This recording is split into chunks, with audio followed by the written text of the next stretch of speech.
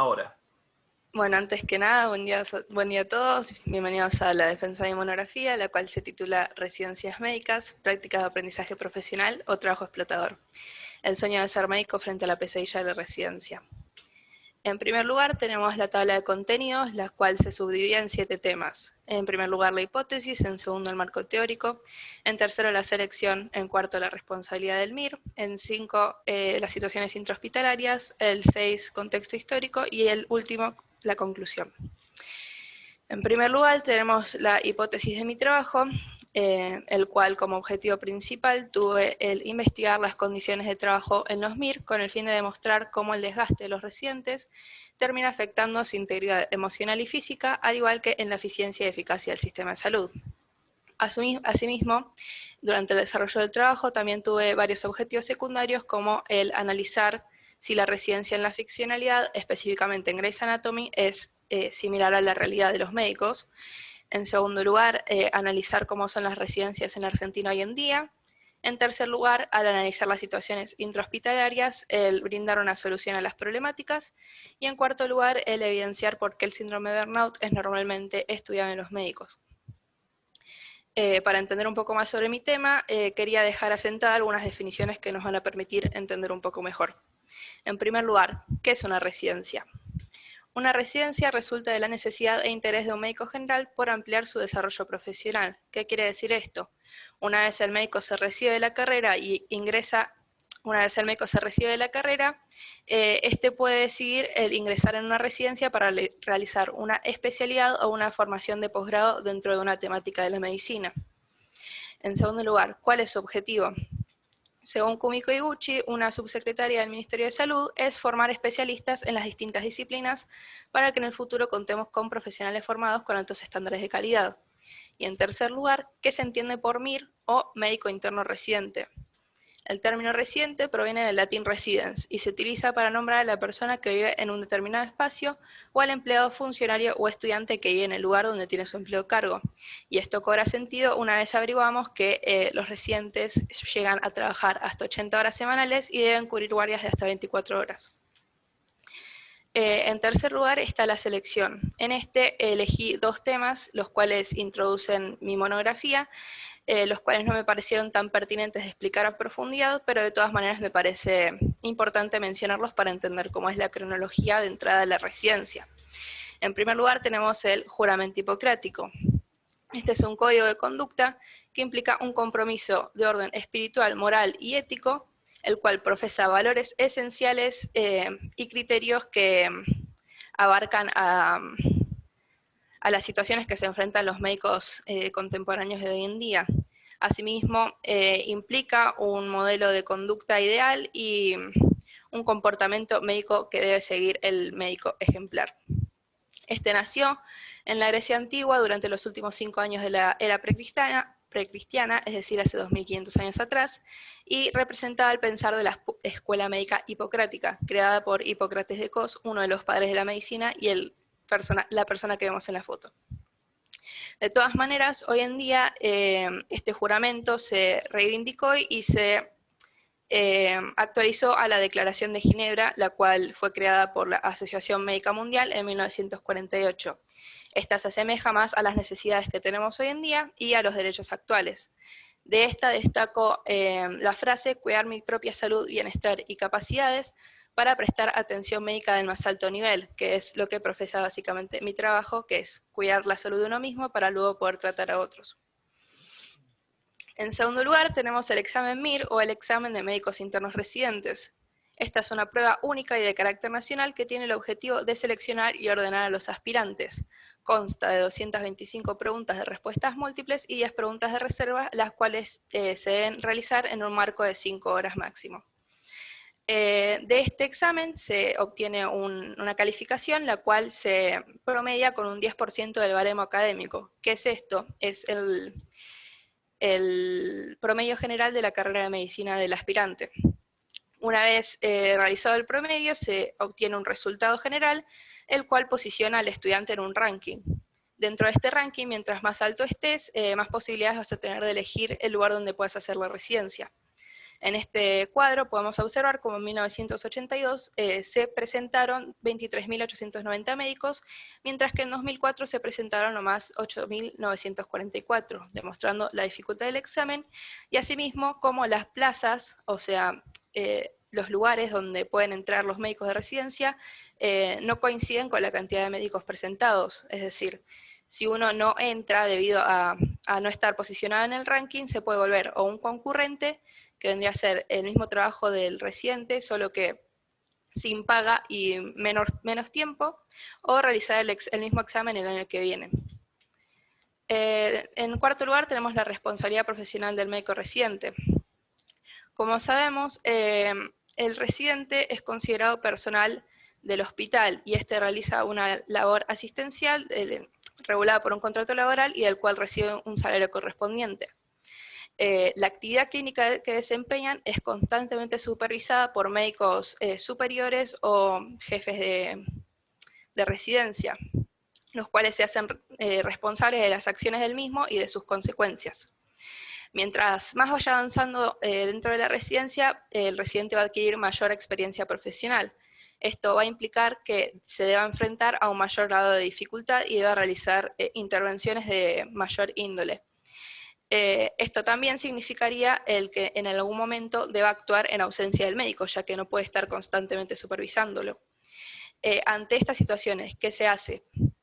Según el artículo 196 del vigente Código Penal, el médico residente está autorizado a actuar y es hasta incluso obligatorio, debido a que si de la denegación de esta primera asistencia a un paciente de riesgo resulta en un riesgo de vida para el paciente, esto puede implicar que se le suspenda la licencia de trabajo con un mínimo de 6 meses hasta 3 años.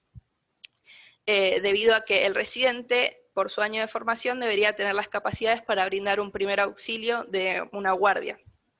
De todas maneras, el artículo 19 del Código de Ética y Deontología Médica de 1999 profesa que si el residente no se siente confiado de atender, debe derivarlo a un compañero que sí puede hacerlo.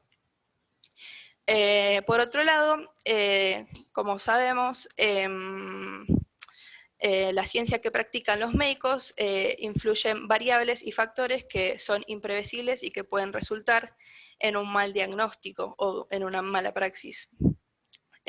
Ante esta inexactitud médica, cuando se realiza un mal diagnóstico, se analiza más que nada la conducta del médico antes que el resultado, debido a que no necesariamente puede ser culpa de él mismo, sino que puede ser de fuerzas mayores. Como dijo Hipócrates, yo por mi parte aplaudo calurosamente al médico cuyos errores fueran los mínimos, pero es muy difícil discernir dónde está la certeza absoluta. De todas maneras, de este mal diagnóstico también puede derivar una imprudencia o negligencia médica. ¿Cuál es la diferencia entre ambas? La culpa médica. La culpa en derecho civil es la infracción de la ley cometida libremente y sin malicia por alguna causa que se puede evitar. Es decir, implica la acción de un médico que actúa sin intencionalidad, aunque culposamente. Esto puede darse cuando, por ejemplo, realiza procedimientos que no son correspondientes para su año de formación, y bueno, eso vendría a ser actuar sin intencionalidad, aunque culposamente. Ante esto puede responder tanto penalmente el médico superior jerárquico por no realizar la supervisión correspondiente, o el MIR por no acatar las instrucciones del médico superior. En quinto lugar tenemos las situaciones intrahospitalarias. En estas se analizaron la relación maestro-aprendiz, la calidad de vida, los riesgos físicos y el síndrome de burnout. Se dejó de lado las adicciones y estrés debido al tiempo. En primer lugar tenemos la relación maestro-aprendiz, o mejor dicho, la violencia entre maestro-aprendiz. Como sabemos,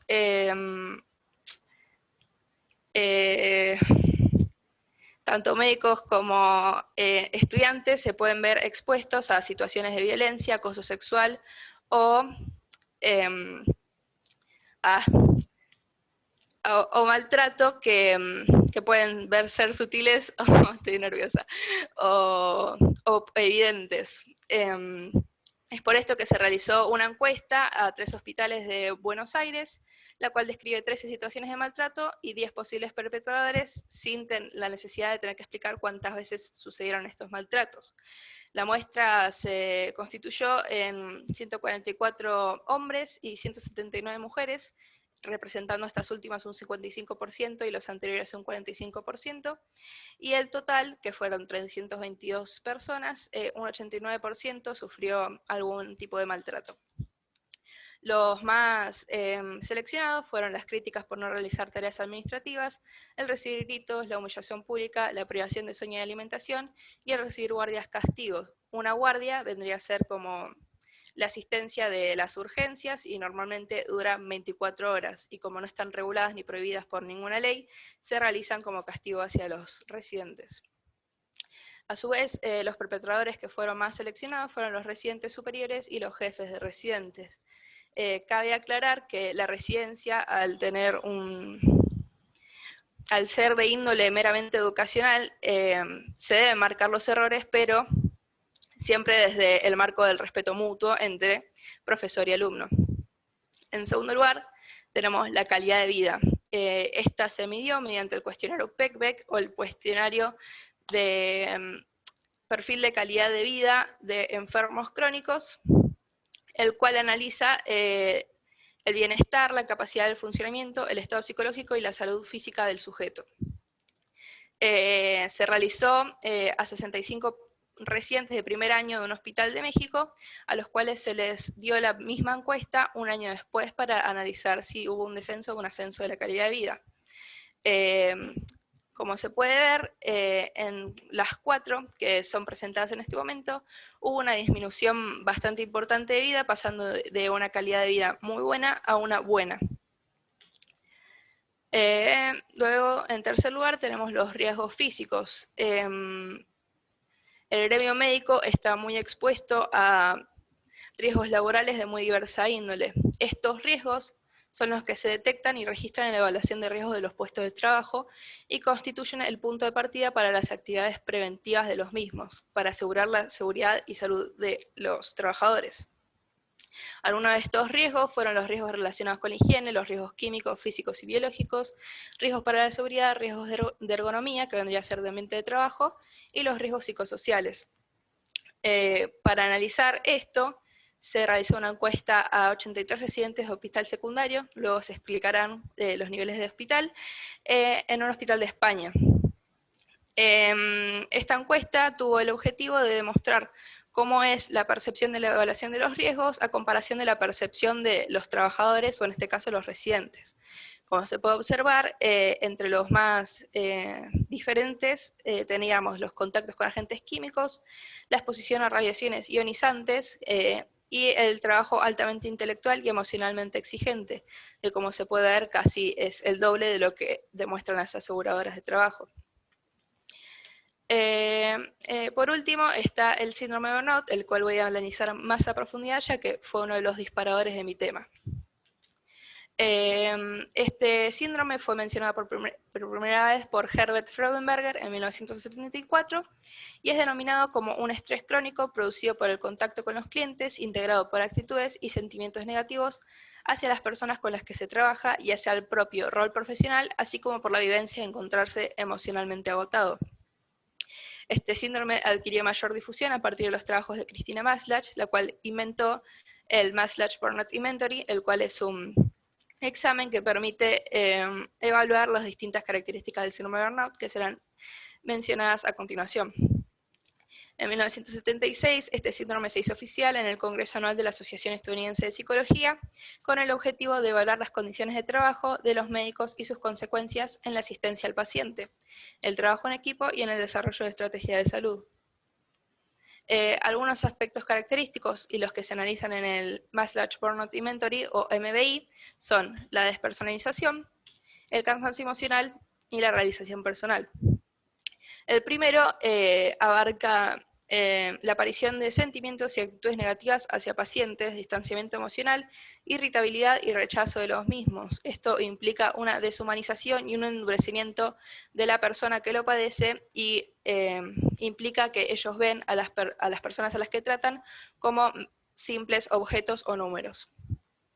Luego está el cansancio emocional, el cual implica una pérdida de energía, agotamiento físico y psíquico, fatiga, desgaste y sentimiento de estar al límite. Y en último lugar está la realización personal, el cual implica sentimientos de incapacidad, baja autoestima, baja efectividad, ideas de fracaso, descontento con su labor e incluso síntomas propios de depresión. Esto tiene que ver más con la percepción que tiene uno mismo dentro de su ambiente laboral.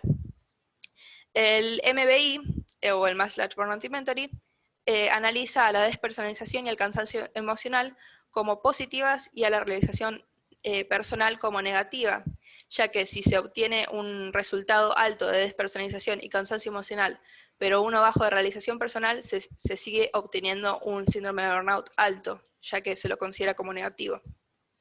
Asimismo, este examen divide al síndrome de burnout como leve, moderado o severo. Como leve tendríamos la fase de estrés laboral, en la cual el exceso de demanda y la escasez de recursos en el trabajo involucra un estrés para el trabajador. Asimismo, en un nivel moderado, este estrés provoca una reacción emocional al desajuste mediante un sobreesfuerzo del residente, en este caso vendría a ser. Lo cual implica ansiedad,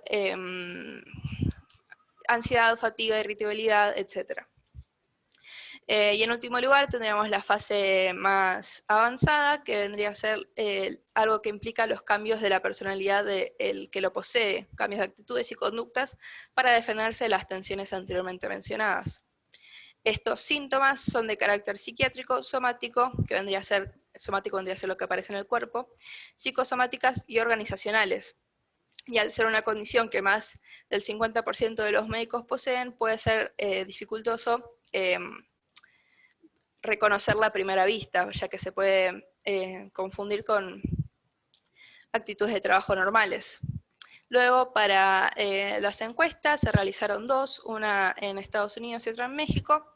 La primera se realizó en la Facultad de Medicina de la Universidad de Stanford, en la cual se realizó un seguimiento a 11 residentes de anestesiología después de una guardia, es decir, 24 horas de trabajo.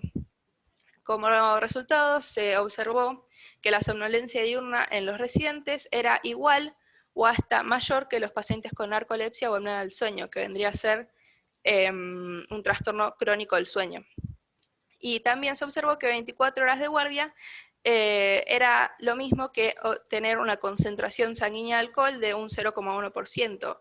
Esto que implicaba el descenso en la capacidad audiovisual, en la velocidad de reacción y en la memoria visual, cosa que, como mencioné antes, implica un descenso en la eficacia y eficiencia del sistema de salud. En segundo lugar, se realizaron 2 encuestas en México a 3 hospitales, de las cuales la primera tenía un carácter totalmente sociodemográfico para investigar, bueno, el sexo, las capacidades de trabajo, salario, etc. Y la segunda encuesta era el MBI, como mencioné antes, el Maslach Burnout Inventory. En esta encuesta se evitó identificar el síndrome de burnout como objetivo de la evaluación. La muestra fueron 222 personas, con un 47% hombres y un 53% mujeres, las cuales tenían cargos un 47% internos y un 53% residentes. Internos son los que están en el primer año de residencia y residentes son los que están en el segundo o mayores. Y el nivel hospitalario era un 33% secundario y un 67% terciario. Un nivel secundario de hospital vendría a ser como una primera atención, y el terciario vendría a ser como las derivaciones donde se necesitan aparatos más específicos, como neurocirugía, etc. En cuanto al síndrome de burnout, se analizaron las horas de trabajo de la muestra y se observó como la gente que trabajaba menos de 80 horas obtuvo un estado de síndrome de burnout de un 25%, mientras los que trabajaron más de 80 horas se observó como tenían un 56 y un 75%, demostrando cómo el síndrome de burnout está intrínsecamente relacionado con las horarios de trabajo. Luego también se analizó cómo era el síndrome de burnout dependiendo de los cargos que tenía cada uno, que era un residente y un interno, y se pudo observar cómo el interno obtuvo un índice de burnout mucho más alto que un residente, debido a que es su primer año, la adaptabilidad y poseen tareas mucho más forzosas, entre comillas. Luego, el Mass Large Burnout Inventory analizó las 3 características del síndrome de burnout, y como se puede ver, hubo en general una despersonalización de un 36%, un cansancio emocional de un 65% y una realización personal de un 59%. Y también se realizó esta misma encuesta comparando entre cargos actuales como residente e interno, y también se puede observar cómo el interno tenía un síndrome de burnout, las 3 características más altas que el residente. En sexto lugar tenemos el contexto histórico. Este va a tener que ser breve debido a cuestiones de tiempo, pero en 1950 se realizó la propagación explosiva de residencias en la Argentina sin un planeamiento apropiado, por lo que provocó que hoy en día sobreviva con dificultades crecientes. Asimismo, en 1958 se realizaron los primeros programas bajo la jurisdicción del Ministerio de Salud Pública.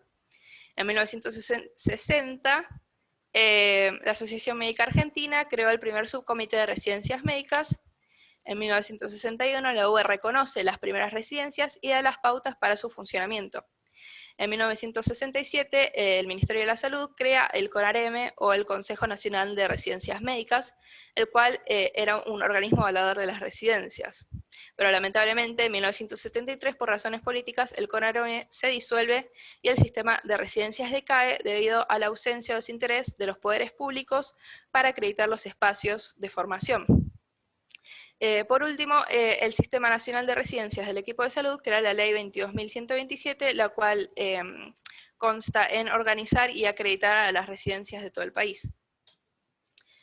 En 1984, la Asociación Argentina de Cirugía crea la Comisión de Residencias, el cual es un organismo no gubernamental integrado por las sociedades médicas y quirúrgicas. Esta misma comisión crea en 1997 la ACAP, es un nombre muy largo para decirlo, sí. La cual establece requisitos generales para desarrollar un programa de residencia. Algunos de estos fundamentales son el proveer alojamiento, racionamiento, uniformes, limpieza, cobertura médica y legal y una retribución digna a los residentes, que cada especialidad elabore y mantenga actualizado un programa básico de residencias, el cual plantee el objetivo del mismo, enfatizar la prioridad educacional sobre el servicio, y que la carga horaria no exceda las 80 horas semanales ni que sea menor a 48 horas. Luego, en 2002, el Colegio Médico de Ley asume la responsabilidad de otorgar y reconocer el título de especialización. ¿Qué quiere decir esto? El colegio, el cual es una entidad gubernamental, gobierna la matrícula y otorga la autorización sin realizar un control de calidad. Es decir, en los comités y consejos de certificación no tienen que estar los gremialistas, porque ellos están para proteger a los médicos y la certificación está para proteger a la sociedad. Para que sea confiable la certificación no tiene que haber participación gubernamental. Por otro lado, la residencia no da título, es el requisito para el examen de certificación. El examen de certificación es el que acredita al especialista en lo que realiza su especialización. Por lo tanto, hoy en día en Argentina el único requisito para obtener la certificación es la concurrencia formal o informal de 5 años del programa, que como dijimos antes, al gobernar la matrícula del Colegio Médico de Ley, una entidad gubernamental, no se tiene en cuenta este control de calidad que debería hacerse. Es por esto que dice que la concurrencia en hospital durante 5 años en la Argentina se considera suficiente para anunciarse como especialista. En ningún lugar del mundo, con un hospital a la mañana durante 5 años se forma alguien. Por último, esto fue una cita dicha por Andrés Santas, el ex vicepresidente del CONAREME, el cual explica cómo la universidad se alienó desentendiéndose de su misión. El Estado nunca formuló un plan coherente de salud y educación, sus políticas fueron amplias y generales, no siempre adaptadas a la realidad nacional, ni a las necesidades y posibilidades comunitarias, cambiando cada vez que cambiaban las autoridades. Los efectores, es decir, las sociedades científicas y los formadores, se dispersaron. ¿Qué quiere decir con esto? Desde un principio, al no tener un plan de salud y educación, al no tener una base sustentable, lo que vendría a ser el sistema de salud se deteriora, no llega a una mejoría. Algunos ejemplos de esto puede ser como en la UBA existe un exceso de médicos en comparación con el cupo de residentes, como podemos ver en esta tablilla, el egreso anual es de 5.300 médicos, mientras que el cupo de residentes es de 2.500. por lo que más de la mitad se queda afuera. Por otro lado, con esta cantidad excesiva de egresos anuales, es difícil realizar planes a largo plazo, lo cual provoca una dualidad de médicos de primera y de segunda, o sea, los que pueden entrar y los que no.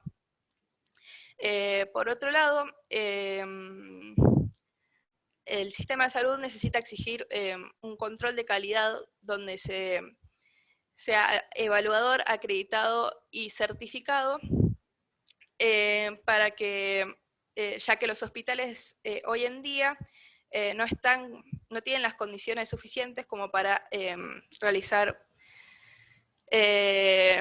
para educar a los médicos en formación, lo que esto produce profesionales negligentes. Y por último, al ser el hospital, hoy en día estar el hospital público deteriorado, se desarrollan unas pseudo residencias en las cuales el sistema es de servicio y no de educación. En conclusión, no me da más la voz. En conclusión, el objetivo de este trabajo fue identificar, como dije antes, estas situaciones que viven los MIR para evidenciar si estas afectan a sus condiciones físicas y psicológicas y si estas a su vez afectan de manera negativa la eficacia y eficiencia del sistema de salud. Las que se vieron fueron el síndrome de burnout, los riesgos físicos, la violencia entre médico y alumno y la calidad de vida. Estas problemáticas son conductas que siguen vigentes debido a la naturalización de las mismas, porque los residentes justifican su existencia, ya que consideran que no hay otra manera de incorporar los conocimientos y habilidades en un periodo tan breve de tiempo. Entonces yo concluí que las residencias en su mayoría sí pueden ser consideradas un trabajo explotador, ya que hoy en día dejaron su naturaleza educacional para convertirse en un servicio. Y si tenemos en cuenta que el trabajo de los médicos es salvar otras vidas, el dejar de lado esta situación implicaría la muerte de varias personas. Entonces me parece importante remarcar que no hay que dejar de garantizar la educación de los residentes, ya que si no se los supervisa, no se realiza de vez en cuando un control de calidad, no se detienen sus conductas incorrectas, ni tampoco se les brinda un apoyo emocional estable, vamos a terminar produciendo profesionales no capacitados para realizar su labor. Y acá es muy importante el apoyo de los residentes de mayor jerarquía, de los programas y del Estado. A su vez, en Argentina, como podemos observar, esta carece de una base sustentable de formación de posgrado desde un inicio, por lo que el revertirlo implicaría la acción coordinada de los sectores responsables que van a ser mencionados en la cita a continuación. Para esto se debería realizar una monitorización de los residentes, que se provea un plan sólido para los programas y las sociedades médicas, una regulación del número de estudiantes universitarios, adecuado a las necesidades actuales, y un control de calidad en todos los niveles. Para que el sistema de formación llegue a una mejoría y produzca profesionales aptos para trabajar, es responsabilidad exclusiva de cada profesional de la salud, de cada sociedad científica y de las instituciones rectoras de la medicina de la República Argentina. Por último, en Grey's Anatomy se analizó si las situaciones que ocurrían en esta serie se perpetuaban en la realidad, y como pudimos observar en las distintas citas de la monografía, se pudo evidenciar como algunas situaciones como la carga horaria, las preocupaciones sobre la residencia y las responsabilidades, sí se asemejan a lo que viene a ser la realidad, pero de todas maneras no se puede ignorar que es una serie ficcional y que las realidades continúan siendo completamente distintas. Para finalizar, la residencia es un ámbito de aprendizaje clave del cual saldrán los futuros profesionales de la salud. Es por esto que su importancia no debe dejarse de lado y se debe comenzar a tomar acción en la mejoría del mismo. Debemos garantizarle a los médicos una buena formación, ya que estos siempre van a velar por la salud de su paciente, cumpliendo con el juramento que realizaron antes de entrar a la residencia.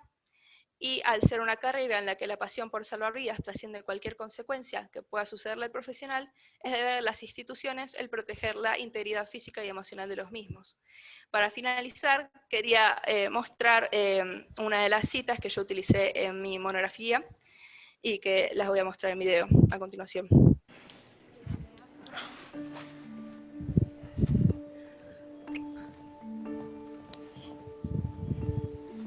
You know what you're going to tell them?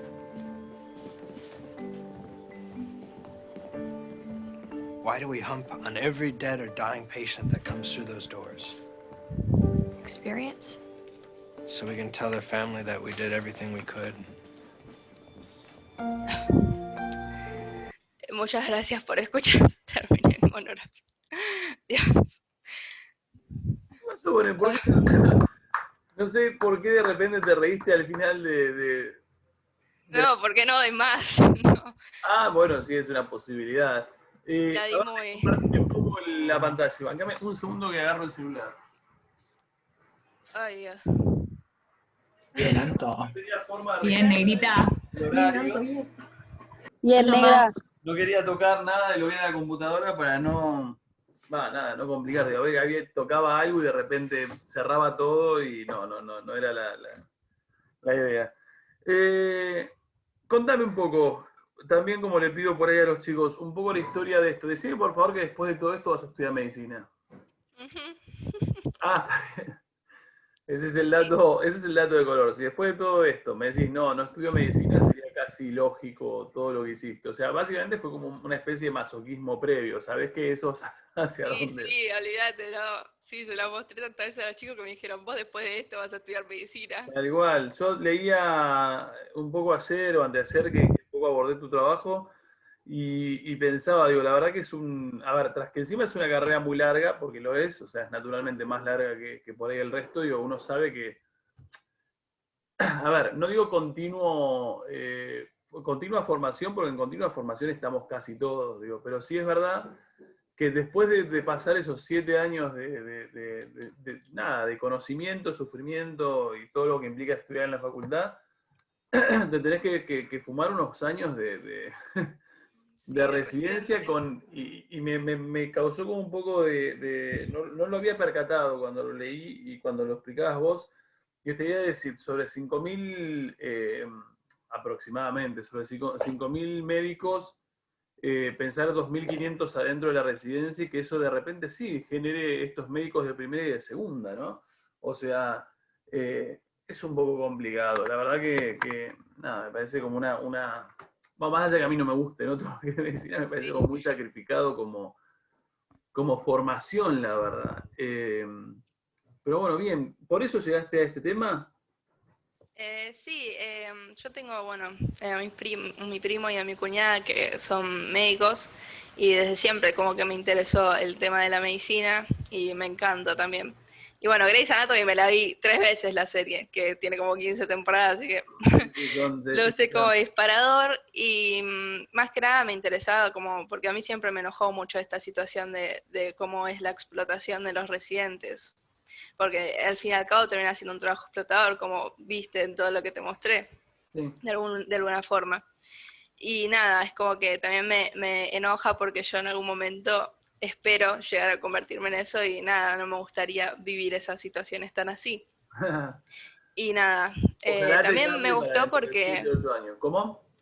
Me gustó tipo hacer esto de este enfoque social de la residencia porque como que nunca lo vi reflejado por ahí en algunas monografías o trabajos. No, yo de hecho, a mí me sacaste de mi zona de confort, claramente, cuando me hablaste de lo que estabas por hacer, era como, bueno, a ver, vamos a intentar entenderlo. Igual, me pasaba que por momentos lo veía muy médico, pero entiendo que si hubiese sido excesivamente medicinal el enfoque, me hubiese costado entender o hasta me hubiese aburrido leerlo.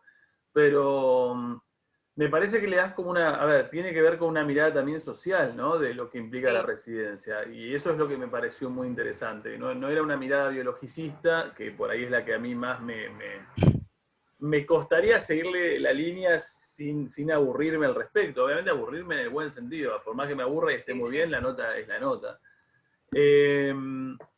Pero en ese sentido me pareció que no sé, me gustó. La verdad que es un trabajo que para mí está bastante logrado. No sé si alguna vez te lo dijeron, pero particularmente sos alguien que parece que escribe bastante bien. Soy más confiada en mi escritura que en mi oralidad, por eso tenía miedo de rendir el oral. Admito que es una escritura interesante, aparte bastante guiado todo lo que te fui marcando, por ejemplo, en cuestiones no sé, me acuerdo... Cuando me hablabas de los ítems, yo te decía evitar los ítems, y tenías un montón de ítems que reconvertiste hacia un formato escrito, lo cual está bastante bueno. Yo en particular tengo dos críticas que te haría al escrito. Está buena nada, lo tengamos y un poco, me acordaba de algo antes y ahora me apareció, pero ya con personas concretas. Tenés un primo y una cuñada. A mí me hubiese gustado un poco más de, a ver, llegar a decir, bueno, a ver, Sí, entrevisto. entrevistas. Y luego Yo con las alguien iba a como- hacer. Eso me parece que, eso sí, a ver, sobre todo Alto. teniendo familiarmente gente que por ahí se prestaba, aunque sea para escucharlo como y salir de lo teórico, pero la verdad que más allá de eso está bien, digo, incluso era recontra válido utilizar estas encuestas ya realizadas por otros caminos, ¿no? Digo, que un Sí, poco es lo que también lo que me había pasado era que, uno, que mi papá se peleó con mi tía, entonces tipo, contacto con mi primo no podía tener. Entonces, y bueno, mi cuñada ahora se está separando de mi hermano, así que bueno, sí, pasaron como situaciones. había una interna complicada, bien, buen dato. Lo otro que sí me parece que es por ahí un error y que tiene que ver con, y no sé si es un error o es un error como desde la subjetividad. Yo no hubiese puesto el último apartado de tu monografía en el último apartado. O sea, yo en realidad, viste toda la parte del contexto histórico, me Sí. parece que donde lo pusiste te quedó descolocado, cuando en realidad por ahí si vos arrancabas con ese apartado, o sea, explicando el proceso como de residencia en Argentina para después problemas. Era una cuestión hasta te diría de orden, ni siquiera te digo está mal, está bueno el apartado, porque te lo baja al caso argentino, pero de repente empezar, bueno, con la residencia, un poco de la historia de la residencia en Argentina, y después todo lo demás. Claro, pero es lo que te había dicho, tipo, yo cuando lo quise hacer te dije, mira, si lo arreglo, tengo que dar vuelta a todo el trabajo y bueno. Exacto, pero también tiene que ver que lamentablemente por ahí la última parte del trabajo no la vi, te contestaba por ahí mensajes, Sí, sí. pero sin Sí, haberlo hice como visto. 10 hojas de lo último que me corregiste. Exactamente, ojo, digo, está logrado, para mí está bueno que hayas bajado el caso argentino porque lo ameritaba y porque obviamente vos estás preocupada estás preocupada de la residencia de todos, pero en realidad estás preocupada de la residencia en Argentina porque es la que te toca a vos en breve. Pero bueno, nada, esas son como observaciones que yo te haría. Pero la verdad que después el trabajo está bueno, está bien documentado, está con un anexo como muy claro, entiendo hacia dónde vas. Tenías una problemática muy clara también en la introducción y una respuesta muy clara también a esa problemática en la introducción. Así que en realidad en ese sentido cierra. Y repito, a eso le agregás, me parece, una dosis que tenés vos ya naturalmente de buena redacción y nada, entonces es como un combo que funciona todo. Se me ocurre, obviamente, preguntarte un par de cosas. Obviamente acá tuve que ser como muy astuto para preguntarte, porque al ser un perfil un poco más diferente a lo que yo estaba acostumbrado, tuve que limar por todos lados para decir, bueno, a ver, ¿desde dónde pregunto? Arrancamos desde lo lógico y lo fácil. Igual bueno, nada, sí, de lo lógico y lo fácil. Identificame variables independientes en tu trabajo, ¿no? Variables independientes podrían ser las situaciones intrahospitalarias que analicé, como el síndrome de burnout, la calidad de vida, que no necesariamente podría haber analizado esas. El contexto histórico argentino también podría ser, porque ¿Por qué? no necesariamente tenía que analizar la situación en Argentina, ni tampoco, o sea, bueno, sí. Y bueno, después también por ahí el juramento hipocrático y... Sí, no, ahí ya te fuiste, pará, sí, coincido con vos hasta lo que dijiste, bien, coincido, esas son tus variables independientes, podría ser laburado con otras, pero vos identificaste esta cuestión como el agobio hacia el residente desde esas cosas, obviamente tenés como, creo que son 3 o 4. Una cosa que no te dije es, me gustó muchísimo el título, me parece que el título está buenísimo de tu trabajo, o sea, es como muy significativo y sintetiza muchísimo lo que quisiste poner. Sí. Después, Es que tipo la pregunta la saqué de lo que me habías dicho vos y bueno, después el subtítulo lo saqué de una nota periodística. me gustó, la verdad que me parece que es un título que suma. Después, pones, o yo te estoy preguntando, y de hecho también lo pones en la presentación. Te puse, ¿por qué en la introducción enfatizás la necesidad de definir residencia como concepto? Y vos incluso al momento de defenderlo en el vivo, lo haces en relación al concepto, de hecho aparece un cartelito que dice marco teórico. ¿Por qué te parece es importante en trabajos de las ciencias sociales que vos puedas definir conceptos? ¿Qué te dice eso sobre el funcionamiento de las ciencias sociales como disciplinas? que son objetivas, Las ciencias sociales, que son subjetivas, perdón. ¿qué implicaría que sean subjetivas? A ver. O sea, cada uno tiene una percepción de, o sea, perdón, Sí, dale, pues estabas explicándolo, dale. que cada uno tiene como, las ciencias sociales, como decía Kuhn, o sea, lo de los paradigmas, como que no se rige por algo específico, sino como que cada uno tiene una percepción de las ciencias sociales o de algún concepto distinto debido a las culturas o por distintos motivos de cada uno. Sí, o por el enfoque que vos quieras darle, estamos de acuerdo. Entonces, Claro. vos sabés que hay una multiplicidad de paradigmas o de conceptos que conviven. ¿Por qué te parece que es importante en una introducción definir ese concepto? En tu caso, residencia. Y para aclarar, cuando yo planteo una hipótesis, planteo una problemática, y dentro de esa problemática yo tengo que definir algunos conceptos como para que se entienda a lo que yo quiero llegar, porque por ahí mi hipótesis se puede interpretar de otra manera para otra persona. Entonces, si yo realizo un recorte, se entiende de la manera que yo quiero mostrarlo. Bien, con tu justificación entiendo que cuando dijiste objetividad es porque te equivocaste y sos Sí, del sí, grupo sí. de los míos que no distingue objetividad y subjetividad hasta, hasta muy entrada la edad, te diría que yo me confundía subjetividad y objetividad. Así que entiendo que lo justificaste muy bien y que nada, tenés esa mezcla que nada, somos más. Después, por otro lado, tenés, más allá de que nos has hecho entrevistas que las hubiese deseado, no te voy a mentir, es verdad que tenés como fragmentos de entrevistas en el trabajo, ¿no? O sea, si uno piensa en la entrevista, ¿no? Obviamente es un método de trabajo, ¿no? Porque lo es un método de recuperación de información. A ver, ¿qué cuidados te parece que uno tendría que tener para trabajar con una entrevista al momento de recaudar o recopilar información? Cuidados en el sentido, bueno, es Cuidados un método. metodológicos, ¿no? Digo, siempre pensando que eso te aporta, en este caso, a un trabajo de investigación científica. Digo, ¿cuáles son los cuidados que tendríamos que tener al momento de trabajar con entrevistas? Al ser un método cualitativo, Sí.